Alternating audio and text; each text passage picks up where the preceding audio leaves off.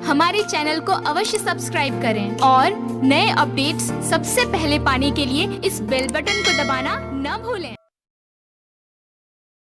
Hello दोस्तों, मेरा नाम है दीपक। आज के इस वीडियो में हम बात करने वाले हैं एसी मशीन की वाइंडिंग के बारे में। तो आज के इस वीडियो में हम जानेंगे कि एसी मशीन की वाइंडिंग करने के लिए हमारे को किन किन फॉर्मूले यानी कि किन किन सूत्रों की आवश्यकता होती है।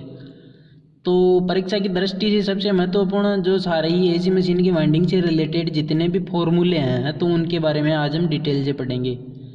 वाइंडिंग करने से पहले हमारे को सबसे पहले उनकी जो डेटा होता है नेम प्लेट पर, किसी भी मोटर की वाइंडिंग करने से पहले उसके जो बारे में डिटेल होती है वो हमारे को सबसे पहले नोट करनी पड़ती है। उसके बाद हम स्टार्ट करते हैं वाइंडिंग करना।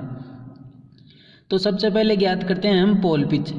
पोल पिच हमने पहले भी बात कर ली कि पोल पिच क्या होता है, ठीक है। तो जो पोल पिच होता है उसको ज्ञात करने का फॉर्मूला होता है खांचों की संख्या बटा पोलों की संख्या, यानी कि स्टेटर में कितने खांचे हैं, कितने स्लॉट है, ठीक है, और उनको पोलों की संख्या का जो अनुपात होता है तो उसको हमें पोल पिच कहते हैं। इसी प्रकार दूसरा फॉर्मूला आता है हमारे पास कुल वैद्युतिक अंश, यानी कि कुल डिग्री, टोटल डिग्री है ना, इलेक्ट्रिकल डिग्री दो प्रकार की होती है ना डिग्री।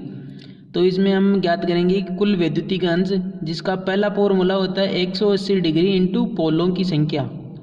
इस प्रकार इसका दूसरा फॉर्मूला होता है 360 डिग्री इंटू पोल जोड़ों की संख्या। इन दोनों में से अगर कोई सा भी फॉर्मूला हम काम में लेते हैं ना तो इनका जो प्राप्त होने वाली वैल्यू है वो एक होगी।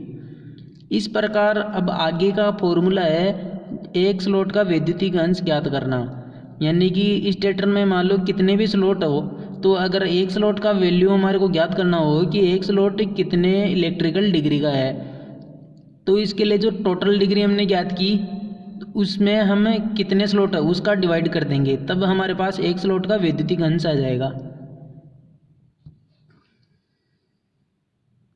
अब बात करते हैं कि जो सिंगल पेज की मोटर की जो वाइंडिंग करनी है ना वो करनी है हमारे को 90 डिग्री वैद्युतिक अंश पर, ठीक है। तो 90 डिग्री वैद्युतिक अंश पर वाइंडिंग करनी है तो इसके लिए हमारे को कितने स्लॉट छोड़ने पड़ेंगे, तो जो हमारे को कितने स्लॉट छोड़ने हैं, ठीक है, तो इनके लिए फॉर्मूला ज्ञात होता है 90/1 स्लॉट का जो वैद्युतिक अंश होता है।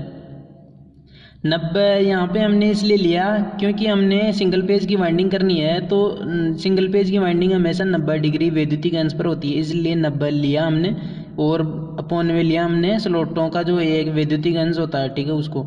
अगर 3 पेज की वाइंडिंग करनी होती है ना तो उसके लिए जो कितने स्लॉट छोड़ने हैं, तो इसके लिए फॉर्मूला होता है 120/1 स्लॉट का वैद्युतिक अंश। 120 यहाँ पे इसलिए लिया क्योंकि जो 3 पेज की वाइंडिंग होती है ना वो 120 डिग्री के वैद्युतिक अंतराल पर होती है, इसलिए हमने 120 डिग्री यहाँ पे लिया और अपॉन में लिया 1 स्लॉट का वैद्युतिक अंश। इस प्रकार परीक्षा की दृष्टि से अन्य महत्वपूर्ण जो भी फॉर्मूले हैं वो ये हैं कि जो कुल कॉइल ग्रुप है, कुल कॉइल ग्रुप का मतलब होता है यानी कि जो एक कॉइलों का एक ग्रुप है, यानी कि एक ग्रुप जिसमें 3 4 या 2 से अधिक कॉइल्स होती है उसको हम कॉइल ग्रुप बोलते हैं और उसको हम पोल भी बोल सकते हैं, ठीक है।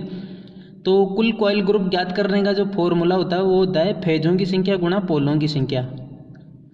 और दूसरा फॉर्मूला है प्रति फेज कॉइल ग्रुप, यानी कि एक फेज है ना तो उसके कितने कॉइल ग्रुप है, यानी कि कितने पोल बन रहे हैं, तो इस प्रति फेज कॉइल ग्रुप ज्ञात करने का फॉर्मूला होता है कुल कॉइल ग्रुप बटा फेजों की संख्या, यानी कि हमने कितने कॉइल ग्रुप बनाए और उसमें फेजों की संख्या यानी कितने फेज की वाइंडिंग करनी है, ठीक है, तो उसकी फेजों की संख्या। इस प्रकार हम प्रति फेज कॉइल ग्रुप की संख्या ज्ञात कर सकते हैं। फिर आता है प्रति फेज का प्रति पोल में कॉइल ग्रुप, यानी कि जो एक फेज है उसमें कितने पोल बन रहे हैं टोटल, तो उसमें ज्ञात करने का सूत्र होता है कुल कॉइल की संख्या बटा फेजों इंटू पोलों की संख्या।